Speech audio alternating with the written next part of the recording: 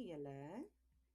Ek hoop dit gaan goed by julle. So baie van julle het vir my um in my inbox en my comments en Facebook en oralste vir my gevra hoe kan jy aansoek doen. So ek het nie baie tyd nie, maar ek gaan gou vir julle wys waar om dit te kry en hoe om aansoek te doen. So jy gaan op jou Google en dan gaan jy intik US Embassy South Africa en dan gaan jy daar klik en hom oopmaak. Dan gaan jy hierso is 'n search button. Dan gaan jy daar intik Mission South Africa. Oeps. Spel tog net reg, moenie maak soos ek nie. Dan klik jy op die heel eerste een en dan gaan hy nou vir jou alles uitgooi. Die ander vraag wat ek kry is, hoe weet ek of ek mag aansoek doen of ek eligible is daarvoor? So ek gaan gou vinnig vir julle die kriteria gee en dan net vir jou wys waarom jy wat doen. Okay, so to be eligible for the US Refugee Resettlement Consideration, through this initiative, individuals must meet all of the following criteria. Must be of South African nationality, must be of Afrikaner ethnicity or be a member of a racial minority in South Africa, and must be able to articulate a past personal experience of persecution or or fear of future persecution on account of race, religion, nationality, member of a particular social group or political opinion, and must be at least 18 years old or being referred with a parent as defined by the Immigration and Nationality Act, must be living inside South Africa. The program does not anticipate any out-of-country processing of South African nationals. Nou dan gaan dit aan en dit verduidelik, net om klem te lê, jy moet kan articulate. Met ander woorde, jy moet vir hulle kan sê, want dit is wat articulate is, artikuleer die lippies, articulate, jy moet vir hulle 'n past persecution kan sê wat met jou persoonlik gebeur het, of jy moet vir hulle sê hoekom jy bang is dat jy in die toekoms persecution gaan kry as gevolg van jou ras, jou geloof, jou nasionaliteit, al daai lekker dinge. So, jy het nie nodig om iets moes al met jou gebeur het nie. Jy kan aansoek doen op future persecution ook.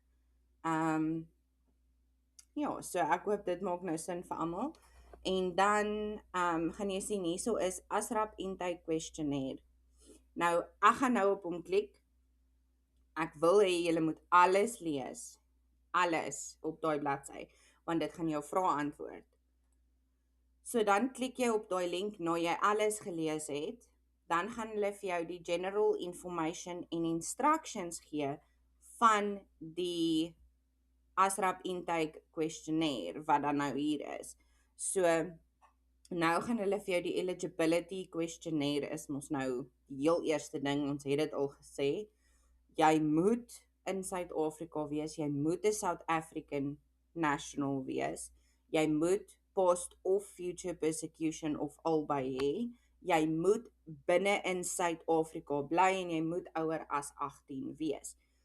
So lees asseblief al hierdie goedjies, dit is hoe jy gaan aansoek doen. Ek gaan net weer vir jou sê, so jy gaan op Google en jy sit in US Embassy South Africa, dan klik jy op die heel eerste een, dan gaan jy by search en jy tik in Mission South Africa, nou wys ek met my vinger asof julle dit kan sien, Mission South Africa, en dan gaan jy gou hierdie lees, dit is net 23 minute, wat het vat om dit te lees, en dan gaan jy op die ASRAP Intake Questionnaire klik, en jy gaan dit invul, en ja, dis hoe maklik dit is, en dan begin die wag. So moenie dink as jy dit vandag invul en môre gaan jy antwoord hê nie.